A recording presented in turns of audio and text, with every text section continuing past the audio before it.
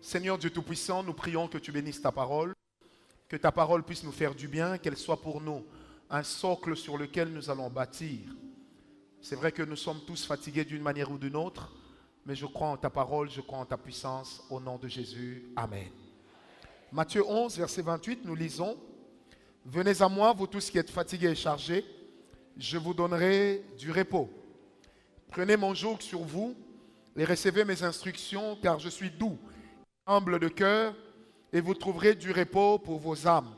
Car mon joug est doux et mon fardeau léger. » Amen. 2 Corinthiens 12, verset 9. La Bible dit, et il m'a dit, c'est l'apôtre Paul qui parle du Seigneur, il dit, et il m'a dit, ma grâce te suffit, car ma puissance s'accomplit dans la faiblesse. Je me glorifierai donc bien plus volontiers de mes faiblesses, afin que la puissance de Christ repose sur moi. Amen. Je répète, 2 Corinthiens 12, verset 9. La Bible dit, et il m'a dit, c'est l'apôtre Paul qui parle. Les versets qui viennent avant sont très révélateurs de ce qui se passait dans sa vie. Un grand apôtre qui réalisait des grands exploits avec Dieu. Je peux dire aujourd'hui, si on peut comparer l'apôtre Paul a une personne qui est dans le ministère, il n'y en a pas. Amen. Parce que c'était un homme puissant. Partout où il partait, Dieu faisait des choses extraordinaires. Mais à un moment, il lui est arrivé de développer une maladie qui a fait qu'il soit bossu. Bossu, donc kunki. Et il disait, mais Seigneur, comment je peux te servir en étant bossu? Mon corps est dans la souffrance. Et il a dit, Seigneur, j'aimerais que tu me sortes de cette souffrance. Et c'est là que le Seigneur lui dit, tu vois tel que toi tu es, c'est bon. Amen. Il dit, ma grâce fait quoi? Te suffit. Il dit, je me glorifierai donc bien plus volontiers de mes faiblesses, afin que la puissance de Christ fasse quoi? Repose en moi. Ça c'est l'apôtre Paul. Alléluia. Est-ce qu'on peut acclamer la parole du Seigneur et reprendre nos places? Amen. Dans notre première lecture, c'est le Seigneur Jésus qui était en train de parler. Il a regardé le peuple qui était en face de lui et il leur a dit, venez à moi vous tous qui êtes chargés et fatigués. Mais il ne s'arrête pas là. Il dit, et je vous donnerai du repos. Mais il y a deux choses que le Seigneur donne. Avant qu'il ne donne le repos, la première des choses, il amène à ce que seules les personnes qui auront compris que leur situation n'est pas normale, seules les personnes qui auront réalisé qu'effectivement elles sont épuisées. Et j'aimerais dire ici très brièvement, vous savez, dans la vie, nous paraissons tous forts, mais si le Seigneur ouvrait le cœur de chacun, vous allez remarquer combien sont les personnes qui souffrent. Combien sont des personnes qui en ont marre? Amen. Un jour, quelqu'un m'a posé la question, prophète, est-ce que ça vous arrive aussi de ne pas avoir envie de faire quelque chose? J'ai dit non seulement que ça m'arrive aussi, mais ça m'arrive souvent. Amen. Ça m'arrive aussi un dimanche quand je me réveille de me dire, qu'est-ce que je vais encore aller faire à l'église? Qu'est-ce que je dirai au peuple de Dieu? Ça m'arrive. Ça m'arrive quelquefois au bureau de rencontrer des personnes qui viennent me poser le même problème que moi-même j'ai. Et des fois, je me dis, bon, qu'est-ce que je vais faire? Et vous savez, là où c'est extraordinaire, Dieu nous utilise pour régler des problèmes des autres. Quelqu'un va venir te voir et te dit, j'ai mal aux yeux. Tu lui imposes les mains, les yeux sont guéris. Mais quand tu essayes de t'essuyer le visage, tu te rappelles que toi-même tu as des lunettes. Et ces lunettes te rappellent, toi-même aussi tu es malade. Amen. Je me rappellerai de la dernière croisade de Reinhard Bonnke. Dans ce pays, c'était en 2001, entre 2000 et 2001, au mois de janvier. Il avait une conférence des serviteurs le matin à la cathédrale du Cinquantenaire, j'étais là. Et à un moment, nous nous sommes croisés dehors juste avant qu'il ne monte dans sa voiture. Alors la chose qui m'avait épaté, c'était de me rendre compte que cet homme lui-même venait de guérir les malades. Le soir, il avait opéré des grands miracles la veille, mais je me suis rendu compte que lui-même avait des lunettes. Pendant que les aveugles venaient de voir. Quelqu'un me comprend? C'est juste pour dire que dans la vie, chacun de nous a un sujet pour dire « je suis fatigué ». Lorsque tu regardes ton problème, tu as l'impression que c'est le plus gros problème qui existe. Une femme qui est maltraitée par son mari, qui a un mari volage, elle a l'impression qu'elle a le pire des maris. Un homme qui a un patron compliqué, il a l'impression qu'il a le pire des problèmes. Un jeune homme à qui les parents n'offrent pas les derniers Nike, à qui les parents n'achètent pas la dernière paire de pantoufles New Balance. Quand il regarde les autres, ça le chagrine. En fait, il croit qu'il a le plus grand problème. Amen. Alors, donne-moi un amen bien. Vous savez, ça m'a rappelé la première fois que j'ai eu une Mercedes dans ma vie. J'ai amené ça au garage, c'était le 31 décembre. Nous étions avec le frère Philippe. On est allé récupérer la voiture au garage. Tout était bien. On arrive sur le palais de marbre, non, juste au virage. Tout s'éteint, sauf le moteur. Du coup, je roule en utilisant la connaissance que ma tête avait de la route. Comment, avec le frère Philippe, on voit un véhicule que les autres étaient en train de pousser. Tout de suite, moi-même, je me suis dit, hé, ngakout au moins dans OK. Ils sont en train de pousser. Quand tu regardes ton problème, la vérité est que tu auras toujours l'impression que ton problème est le pire des problèmes. Et ce qui nous tue tous, c'est quoi? Et ma barbe blanche en est témoin. C'est que des fois, nous avons des problèmes. Mais il arrive que nous ne sachions pas à qui en parler. Vous savez, j'étais en train de parler avec un pasteur, je lui ai dit, quand les fidèles ont des problèmes, ils savent où nous trouver.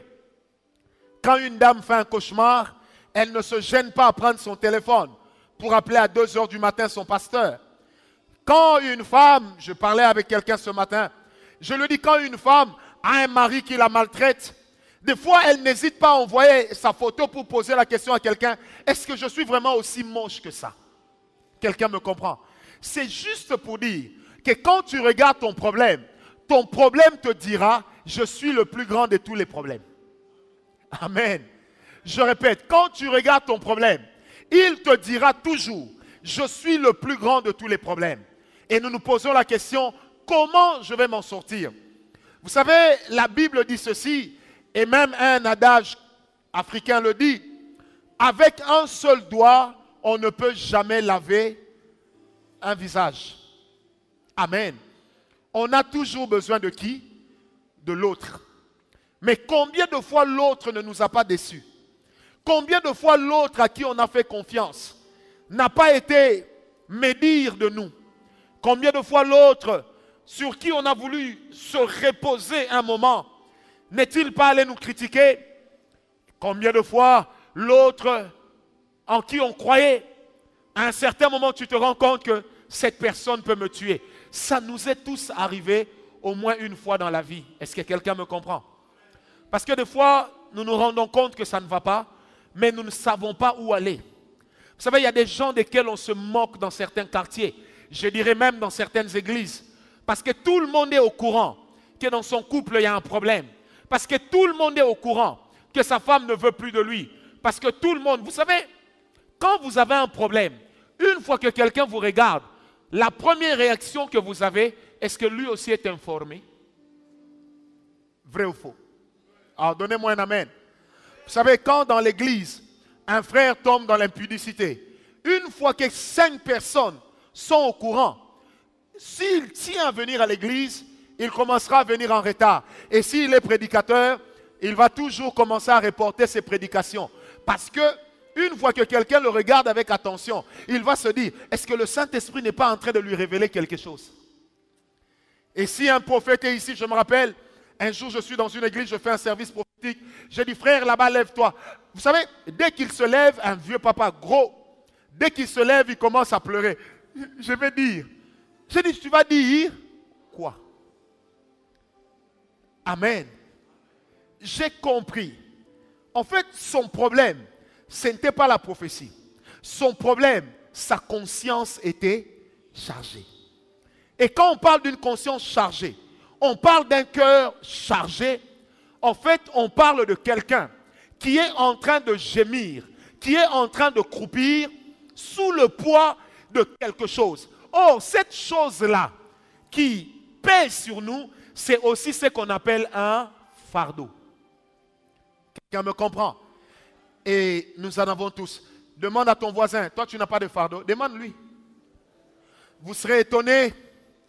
Guigui a un fardeau, il a envie de se marier. Mouleba a un fardeau, il a envie d'acheter une voiture. Maman Titi a un fardeau, elle a envie d'acheter une nouvelle voiture. Maman Gisèle a un fardeau, elle a envie d'être bien, d'avoir une grande maison. Maman Priscille a un fardeau, elle a envie d'être bien. Chacun de nous a un fardeau. Amen. Le frère qui est là-bas, jeune, il n'a pas envie d'acheter une voiture. Il n'a pas envie d'acheter une maison avec une piscine. Mais il a juste envie d'avoir des belles paires de baskets. D'être très remarqué. C'est ça son fardeau. Prof Christian a un fardeau. Il a envie d'être avec son épouse et ses enfants et de leur faire des câlins, de tirer un peu les joues, de faire des bisous partout en passant par partout. C'est normal. Quelqu'un me comprend? Amen. C'est simple quand on fait le bisou ici, avant de passer ici, quand c'est madame, on transite toujours par ici. Mais c'est pour dire, c'est un fardeau. Il a ce fardeau. Mais il y a des gens qui n'ont pas ce fardeau. Papa Méchac n'a pas ce fardeau, sa femme est à la maison. Quelqu'un m'a compris. S'il lui dit, chérie, je vais te faire bisou, à un moment, il peut même la surprendre. Nathalie, dès que... Est-ce que quelqu'un m'a compris? C'est juste pour dire que nous avons tous des fardeaux. Mais généralement, nous ne savons pas vers qui nous tourner. Les gens ont tellement été déçus par les églises, déçus par les pasteurs. Je lui avais confié mon problème. Il est allé en parler à quelqu'un.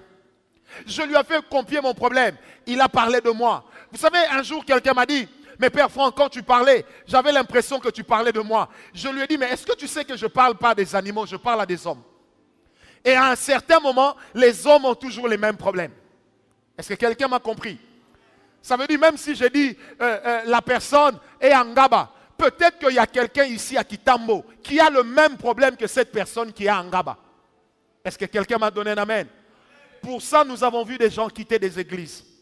Nous avons vu des personnes dire, je ne dirai jamais mon problème à quelqu'un parce que les hommes m'ont déçu, même les hommes de Dieu. Oh bien-aimé, j'aimerais dire ici, même les hommes de Dieu te décevront. Pourquoi? Parce que ce n'est pas eux qui t'ont dit, viens à moi, toi qui es chargé, mais c'est Jésus. Un homme peut être fatigué de ton problème. Un homme peut se fatiguer de toi. Mais il y en a un, lui-même s'est proposé. Il n'a pas dit en parler aux gens pour que les autres viennent m'en parler. Mais il a dit ceci, venez à moi. Réalisez seulement que vous êtes chargé et quand vous arriverez chez moi, je me chargerai de vous décharger. Mais lorsque je vous aurai déchargé, vous allez prendre mon joug. Est-ce que quelqu'un m'a donné un amen? Imaginez-vous ceci, même le Seigneur Jésus qui promet de prendre nos fardeaux, il nous prévient que lui aussi a un joug. Il nous prévient que lui aussi a un joug. Mais c'était quoi le joug du Seigneur Jésus? Ce n'était pas la faim, ce n'était pas la soif. Mais c'était quoi le joug du Seigneur Jésus?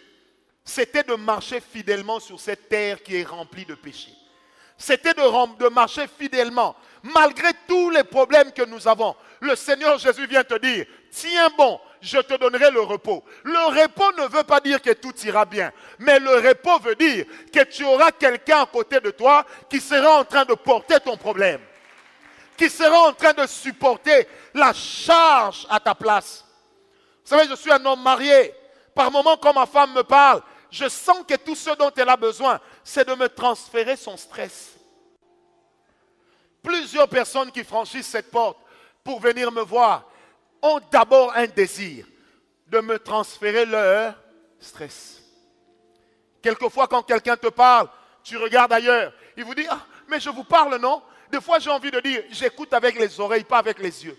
Mais pourquoi la personne cherche tes yeux? En réalité, parce que la personne a besoin de se rendre compte par ton regard que tu as pris son problème à cœur, mais non pas à yeux. Est-ce que quelqu'un m'a compris? C'est juste pour vous dire ce soir, le Seigneur Jésus est le seul qui a dit, toi qui es fatigué, viens, je te donnerai du repos. Dis à ton voisin, il a promis, il le fera. Oh, dis-le lui bien, il a promis, il le fera. Vous savez, même moi qui vous parle ce soir, il m'arrive aussi de pleurer. Il m'arrive aussi de me lamenter. Il m'arrive aussi de dire, ah, encore, ça m'arrive aussi. Mais j'ai appris une chose, je peux pleurer un temps, mais je ne peux pas pleurer toute la vie. Parce qu'il y a quelqu'un qui m'a dit, viens à moi, toi qui es chargé et fatigué. Peut-être que tu es chargé à cause de ce que les gens racontent sur toi. Peut-être que tu es chargé à cause du mauvais témoignage qu'on te colle. Un jour, quelqu'un m'a dit, on m'a dit que je suis quelqu'un tel. Je lui ai dit, mais ils se sont réveillés en retard. Il dit, comment? Je lui ai dit, moi j'avais 17 ans quand on a commencé à dire ça. Il dit, ah! Et puis, une autre personne, un pasteur, que j'ai même reçu hier, il me dit, prof, tu sais que les gens ont dit que j'ai des fétiches. Je lui ai dit, mais il dit ça en retard. Toi, tu n'as que des fétiches. Mais nous, on dit que nous avons atteint les niveaux des féticheurs. Ça veut dire, vous savez, quand quelqu'un arrive à te dire, on dit de moi que je suis féticheur, ça ne me fait rien. Ça veut simplement dire, à mon trop. Il a beaucoup entendu. Et l'apôtre Paul qui a écrit, le 2 Corinthiens dit ceci. Il dit, je porte sur mon corps les marques de mon apostolat. Il n'y a pas une vie chrétienne sans véritable marque. Il n'y a pas une vie chrétienne sans endurance. Il n'y a pas une vie chrétienne sans détermination. Mais il n'y a pas une vie chrétienne sans Christ. J'ai envie de te donner cette parole d'encouragement. Même si aujourd'hui ça ne marche pas, Dieu n'a pas dit que ça ne marchera jamais. Même si les hommes t'ont dit, c'est fini, il est celui qui est capable de dire, ça commence. Vous savez, j'aime le témoignage de Don Moon. Il dit, lorsqu'il est entré à l'hôpital, on lui a dit que pour ta sœur, ça en est fini. Elle ne peut plus guérir. Son cancer est arrivé à terme. On va la débrancher. Il dit, je suis sorti au couloir et une parole a commencé à ruminer dans mon cœur que Dieu peut tracer un chemin. Là où l'homme a dit, il n'y a plus d'issue, il peut tracer un chemin. Ensuite, il a dit, une deuxième chanson a soufflé. Je suis le Dieu qui te guérit. Je suis le Dieu de ta guérison. Mais là, à côté, il y avait la malade qui était en train de mourir. Il y avait le médecin qui était en train de lui dire, selon ma formation, il n'y a plus d'espoir. Bien-aimé, le Dieu que nous servons, il n'a jamais été dans une faculté de médecine. Il est capable de guérir un homme sans médicaments.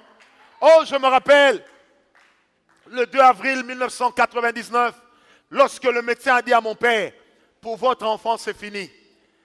Lui-même me dira plus tard, je ne croyais pas en ton Dieu, mais j'ai vu comment tout était fini et j'ai vu comment Dieu t'a ramené en vie. Alors je peux dire à quelqu'un, même si on a dit que c'est fini, dis à ton voisin, ce n'est pas encore fini.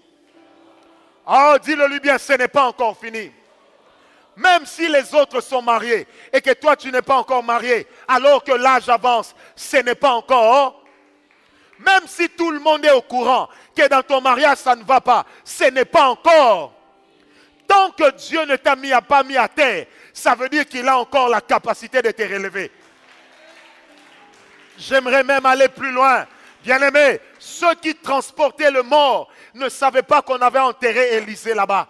Chacun venait déjà avec sa gerbe de fleurs. Il y avait certainement un homme qui avait une croix sur laquelle c'était écrit « Rest in peace ». Mais ceux qui ne savaient pas, là où on l'enterrait, il y avait un homme qui avait déjà rencontré Dieu. Et au contact de ces os, ces ossements ont fait que le mort reprenne vie. Alors j'aimerais dire à quelqu'un, même si tu es un mort, même si tu es un mort, le Dieu que je sais, il est capable de te redonner la vie. Oh bien-aimé, l'église Parole de foi est en train de célébrer ses 10 ans. Mais quand nous avions commencé, les gens nous disaient c'est impossible. Quand nous avons débuté, les gens nous disaient c'est impossible que ça marche. Qu'il me soit permis de raconter ce témoignage. J'étais en Afrique du Sud il y a 10 ans. Le premier séminaire, le premier prédicateur, pasteur Christian. Il m'écrit, il m'appelle. Il me dit, mes 2 fils sont malades. Le médecin a dit, ils ne peuvent plus jamais parler. Je lui ai dit, le Dieu que nous servons est un Dieu véritable. J'ai écouté mon séjour. Je suis revenu sur le chemin de l'aéroport. J'oublierai jamais. Je parlais avec lui au téléphone. Je lui ai dit, va prêcher. Je passerai à l'hôpital. Il a prêché. Sa prédication, c'était le langage de la nuit. Et il avait parlé sur l'histoire de, comment elle s'appelle, de Rachel. Amen. Et le soir, je suis arrivé à l'hôpital. J'ai regardé cet homme venait de prêcher. Ses enfants, permettez-moi de le dire, qu'ils me permettent de le dire, ils étaient mourants. Quand je suis entré dans cette chambre, son épouse m'a regardé très triste. Je n'arrivais pas à le regarder. Je n'oublierai jamais. Je me suis agenouillé au milieu de 2 enfants. Il y avait un lit à droite, un lit à gauche. J'ai dit à Dieu dans mon cœur, moi-même je sais que c'est impossible. Je sais que c'est impossible. On était tous convaincus dans un certain coin que c'était fini. Mais là, Dieu venait de réaliser un miracle. Amen. Avant qu'on ne sorte de cette chambre d'hôpital, les 2 enfants ont dit papa, maman. Quelqu'un me comprend? Et pendant qu'on terminait le séminaire de la naissance de l'église, ces enfants étaient à la maison parce que Dieu les avait sortis du coma. Est-ce que quelqu'un me comprend? Alors j'aimerais dire à une personne, même quand on dit que c'est fini, ne dis jamais que c'est fini. Parce qu'il y a un homme qui a dit, je te donnerai le repos. Le Dieu que nous servons, il n'est pas limité par les limitations de l'homme. Quand je devais avoir mon dernier enfant, le médecin m'avait dit, on doit évacuer cette grossesse. En fait, c'était une manière de dire, c'est fini. J'ai dit au médecin, non, il y a un Dieu qui a donné son fils à la croix. Donnez-moi 3 minutes. Elle est sortie, elle attendait. J'ai parlé à la grossesse. L'histoire qui a empêché à ce que l'enfant vive a disparu. Quand le médecin a vérifié, plus rien. Elle m'a posé la question, mais qu'est-ce que tu as fait? Oh bien-aimé, je vais vous avouer, il y a des fois nous parlons sans réaliser. Mais le Dieu que nous servons, il n'a jamais dit c'est fini. Non, il n'a jamais dit c'est... Il ne l'a jamais dit. J'ai vu un homme un jour venir, il marchait comme ça. Il avait une jambe pourrie, une plaie qui avait plus de 5 ans. Ça sentait mauvais, c'était terrible. J'ai eu à cœur de toucher cette plaie. Vous savez, mon interprète de cette nuit m'a regardé 2 fois dans les yeux. Il m'a encore regardé. Je lui ai dit, je sens que je dois faire ça. Quand la personne a enlevé chaussette après chaussette, chaussette après chaussette, l'odeur s'est répandue dans la salle.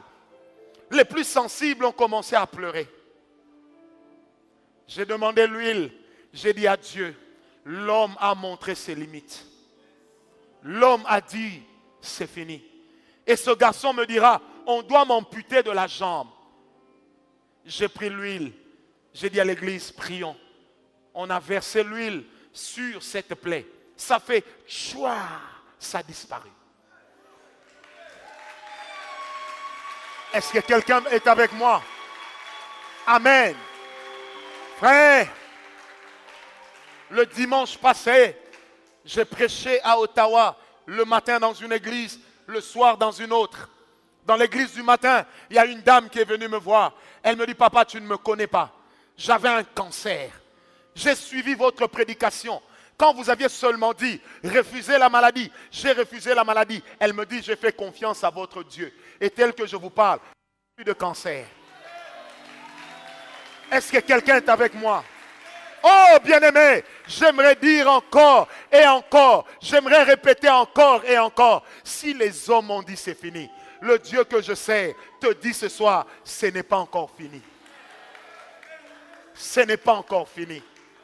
Tu fais peut-être des rêves qui te disent que bientôt tu mourras. Mais moi j'ai un rêve que toi tu n'as pas encore fait. C'est lequel? Tu vivras. Tu vivras. Est-ce que quelqu'un m'a dit un amen bien? J'ai vu tellement Dieu faire des choses. J'étais moi-même un garçon fatigué, épuisé de la vie. Je n'ai pas envie de dire que je le suis encore parce que je ne le suis plus. Le frère Philippe qui est là, très jeune pour moi, c'est comme un fils dans la chair. Combien de fois ne m'a-t-il pas vu très triste pleurer? Combien de fois je n'étais pas là à 6 heures, 5 heures du matin en train de vomir. J'avais mal à l'estomac. Je faisais des crises d'estomac. Rien n'allait. Un jour, j'étais tellement épuisé. Le pasteur Cantos m'a appelé. C'était il y a 12 ans. J'ai pleuré au téléphone. Je lui ai dit, je n'en peux plus. Il m'a dit, Père Franck, nous sommes avec toi. Mais si toi, tu es fatigué, comment nous, on doit tenir? Ma femme était à côté. Elle n'arrivait pas à me regarder. Mais quand j'ai fini de pleurer, j'ai rigolé. Et puis j'ai dit, diable, tu ne mourras pas. Est-ce que quelqu'un m'a compris? Même moi qui te parle, je pleure aussi. Même moi qui te parle, je me lamente aussi. Je ne suis pas toujours content de tous ceux qui sont autour de moi. Ça m'arrive de dire, mais j'ai cru avoir gagné quelqu'un, mais j'ai gagné un poison. Ça m'arrive. Mais bien aimé, une chose qui m'arrive souvent, c'est de croire que même si ça ne va pas, Dieu a le dernier mot. Oh, donne-moi un amen. Maman Maziambo, tu peux te dire, oui, si telle personne passe, peut-être que nous aurons un poste. Le Seigneur me dit, la personne ne passe pas, ministre. Et puis vous vous dites, comment on va faire? Il y a un Dieu, il avait dit, je ferai. Et il ne vous avait pas dit par qui il fera. Il ne vous l'avait pas dit. Est-ce que quelqu'un me comprend? Dieu a ses moyens. L'homme a ses prévisions. Mais Dieu fait toujours au-delà de ce que nous pensons, au-delà de ce que nous croyons, au-delà de ce que nous demandons. Que quelqu'un m'a compris. Ce soir, j'ai besoin de quelqu'un qui va dire à Dieu, Seigneur, je suis fatigué, je suis épuisé. J'aimerais juste jeter mon... J'aimerais juste me tenir devant toi. J'aimerais juste te regarder. Vous savez, des fois, les hommes n'ont pas besoin de l'argent, ni d'une fleur, mais ils ont juste besoin de quelqu'un qui leur donne une épaule sur laquelle pleurer. Ils ont juste besoin de quelqu'un, une voix pour leur dire, je t'aime. Un jour, je revenais d'un voyage. C'était très dur pour moi, ce voyage. Quand j'entre dans ma chambre, je trouve une lettre. J'ouvre la lettre, c'était écrit en français à peu près. C'était ma fille Télia. Et elle avait écrit partout. Papa, je voulais juste te dire une chose. Je t'aime, je t'aime, je t'aime, je t'aime. Quand j'ai tenu cette lettre, je me suis souvenu des temps par lesquels je passais. J'ai commencé à pleurer. Ma femme m'a dit, tu pleures pourquoi? Je lui ai dit, cette fille n'a que 5 ans, 6 ans. Mais regarde ce qu'elle m'a écrit. Elle me dit, oui, mais ça fait quoi? Je lui ai dit, tu ne sais pas par quoi je passe. Mais elle vient de me redonner espoir. Ces quelques mots viennent juste de me dire que même si tout le monde t'abandonne, il y a quelqu'un qui est là. Est-ce que je peux te dire quelque chose? On a tous besoin de quelqu'un qui te dit, je t'aime. Les enfants peuvent se lasser de toi. Les amis peuvent se lasser. Mais Jésus te dira toujours, je t'aime. On peut te dire, on en a marre de ton cas. Peut-être que tu t'es appuyé sur quelqu'un et puis il n'a plus voulu. Mais j'aimerais encore te dire, même si tout le monde ne veut pas, Jésus n'a jamais chassé quelqu'un. Est-ce que quelqu'un m'a compris? Parce qu'il n'était pas venu pour sélectionner les hommes, mais il était venu afin que quiconque croira puisse être sauvé. Imaginez un païen qui n'a jamais connu Jésus. Mais quand il crie, Jésus, c'est moi, le Seigneur agit. Et toi qui parles en langue, il ne restera pas indifférent. Même si ça ne va pas. Oh, j'ai à cœur de te le dire. Même si ça ne va pas, il te dit ce soir, ça ira. Et les 10 ans de la parole de foi, ce n'est pas un 0 absorbant. C'est un 1 plus 0, ça donne 1. Et le 1, c'est au commencement. Et ce matin, j'aimerais te dire, il y a encore un commencement. Dis à ton voisin, le 0 ne va pas m'absorber. Le 0 ne va pas t'étouffer. Il y a encore un commencement. Alléluia. Il y a encore un. J'aimerais t'entendre. Il y a encore un. Il y a encore un. Dis à ton voisin, c'est mon commencement. Bien-aimé, vous savez, je suis en train de conclure. Il y a une période dans la vie de l'aigle où quand il monte sur le rocher, il va se cacher. Il perd ses plumes. Il est déplumé. Pourquoi il se cache? Parce qu'il devient vulnérable. N'importe quel animal qui arriverait à cette hauteur peut le tuer. Il est vulnérable. Il perd sa force. Il perd ses plumes. Mais après 10 jours, à moins que je ne m'abuse, ses plumes repoussent. Et quand ça repousse, bien aimé, l'aigle est patient. Le jour où ça a complètement repoussé et que c'est devenu neuf, vous savez ce qu'il fait? Il fonce vers ces vents violents qu'on appelle les alizés. Il les transperce, il pousse un cri. Et tous les autres oiseaux qui entendent ce cri comprennent que l'aigle est de retour. Amen. Ils comprennent que l'aigle est de retour. Alors ce soir, j'aimerais seulement que tu pousses un cri et que tu dises, je suis de retour. Hey! Non, non, non, non, tu ne m'as pas convaincu. Lève-toi et dis, je suis de retour. Sur l'espace. Aïe, aïe, aïe, aïe, aïe.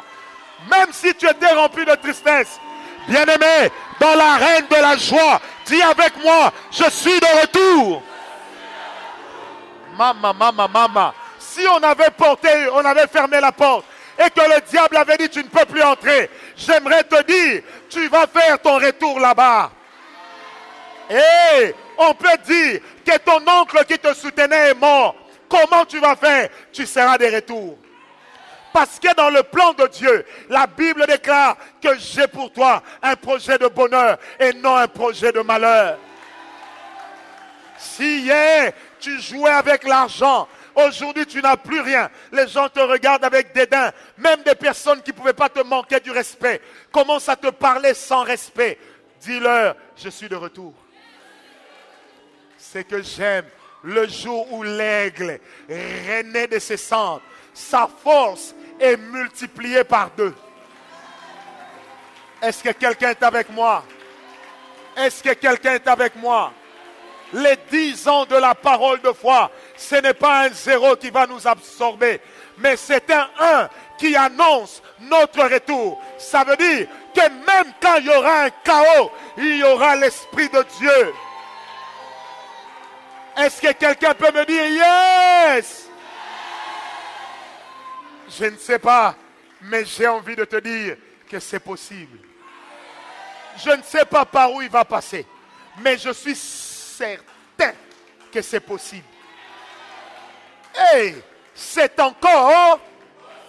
Il y a des gens qui se disent, mais qu'est-ce que j'ai fait au Seigneur pour subir toutes ces choses? Attends, tu n'as rien fait. Dieu t'a gardé parce qu'il y a meilleur pour toi. Si ce garçon est parti, laisse-le partir. Il n'est pas parti avec ta vie. Il n'est pas parti avec les promesses de Dieu. Il n'est pas parti. Si parle l'Éternel, la situation par laquelle tu passes, elle ne va pas t'enterrer. Et même si on t'enterrait, tu vas ressusciter glorieux.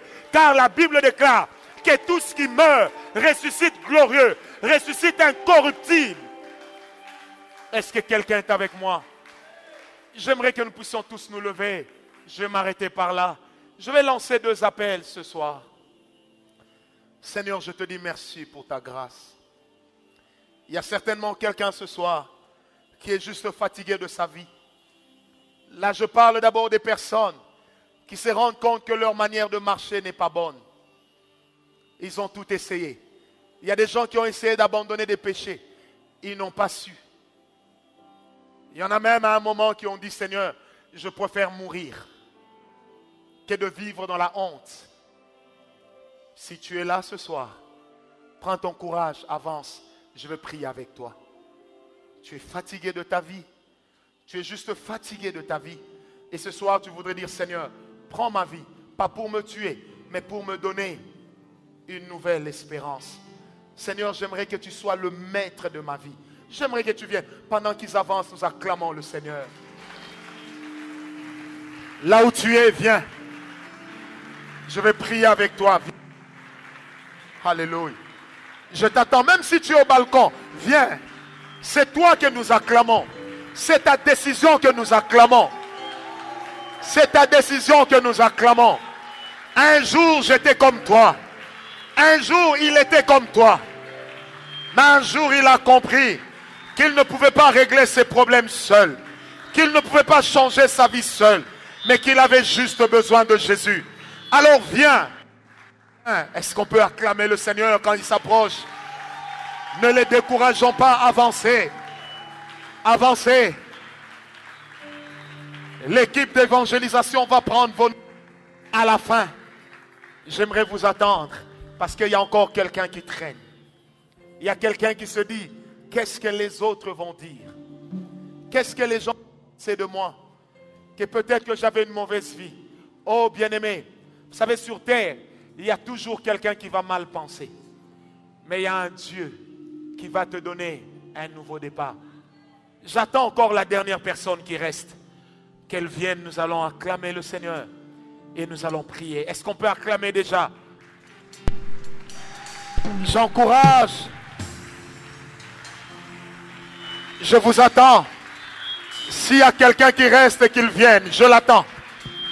Ce soir, tu as envie de dire, Seigneur, prends ma vie, je te la confie. J'aimerais que tu sois mon Dieu. J'aimerais que tu sois mon roi, que tu sois mon Seigneur. Vous qui êtes devant, levez les mains. Et vous qui êtes dans la salle, levez les mains vers eux. Nous allons les recommander au Seigneur. Ces gens ont eu le courage de venir ici malgré vos regards. De venir ici malgré leur dignité. Parce qu'ils ont besoin de Seigneur, prends ma vie. Alléluia. Merci Jésus. Parlez au Seigneur, parlez au Seigneur. Alléluia. Jésus.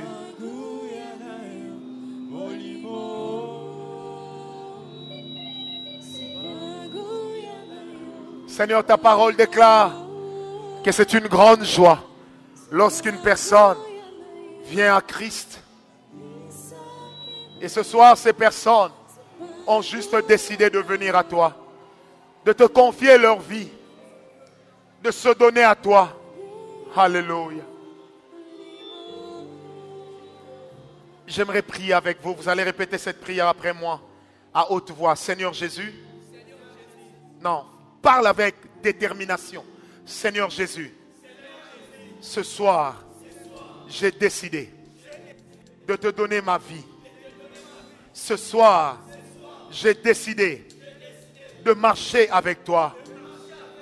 Satan, tu n'as plus de place dans ma vie. J'appartiens à Jésus.